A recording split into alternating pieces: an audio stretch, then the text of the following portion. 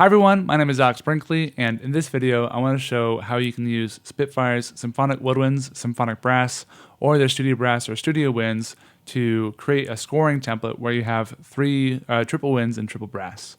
Not many sample libraries ship with 3 unique flute players or 3 unique trumpet players playing in the sample library. However, there's a pretty easy workaround using Spitfire's sounds, where you can create one track as flute 1, another track as flute 2, and so forth. And so we'll just jump right in. So first thing I'll do is I'll just load up a simple flute sound using their flute solo. If I play back the written music I've got here,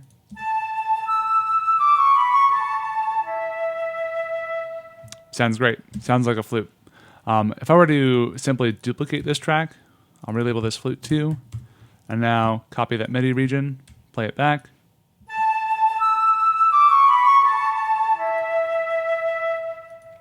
What's really happening is that the same recordings from the same player in the same room are being duplicated. It doesn't really sound like another unique player.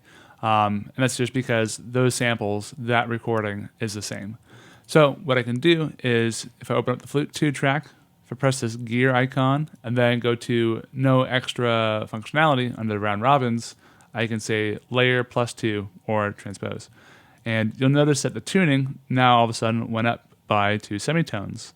Not only that, but if I were to go under the hood and go to mapping editor, and if I play the note G, for example, you'll see it's actually triggering the recording from the note F. If I were to play the note C up here, or maybe the note D, you can see it's triggering the round robins that are from the note C.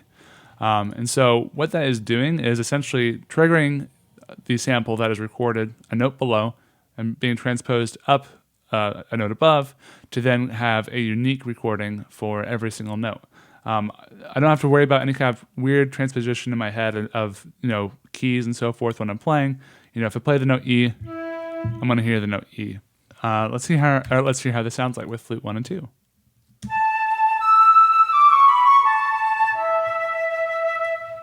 If I were to turn that off,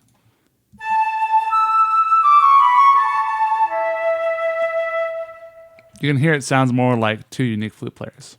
So I'll do transpose +2, and then I'll duplicate this track one more time, and this will be my flute 3.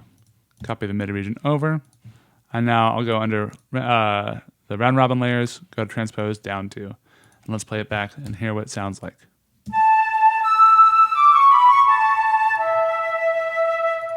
Yeah, sounds a lot more like 3 woodwinds. Let me turn these off just to A and B it.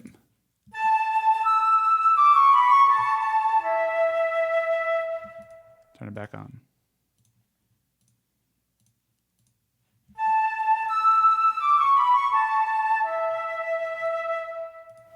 Now, if you'll notice, it sounds like these flutes are pretty evenly coming out of both the left and the right speaker. One thing that we can do to make it sound like they're more on the left side of the orchestra is we can turn up the close mic. So if I were to go into the gear icon one more time, if I turn on the close mic and just solo flute 1,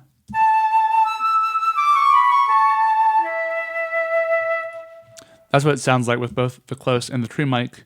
The tree mics being the 5 or 3 microphones above the conductor. That's what it sounds like. I'm going to turn down the close mic just a little bit here, try to find a better balance.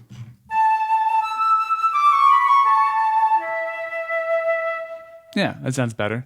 Now what I can do is if I press the button that looks like 2 arrows pointing at each other, I can come in here and take the close mic and take the panning of just the close mic, not affecting the tree mic, and panning it pretty hard left.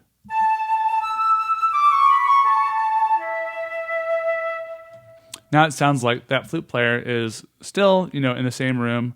I'm not really affecting the tree mic, like I said. It's just affecting that close mic, and now it's more on the left-hand side.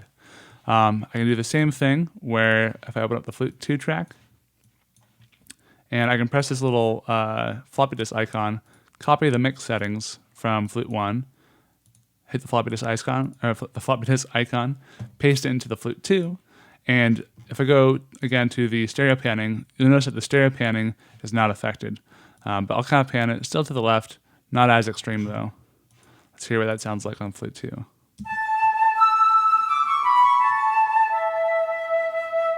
Here's flute 1.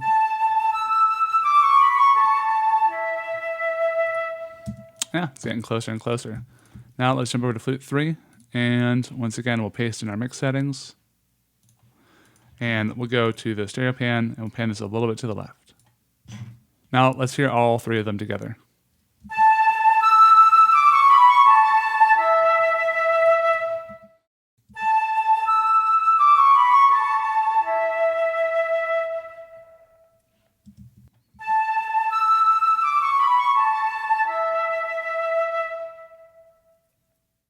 So I hope you found this video useful. If you have any questions for me, you can reach out to me via contact@alexbrinkley.com.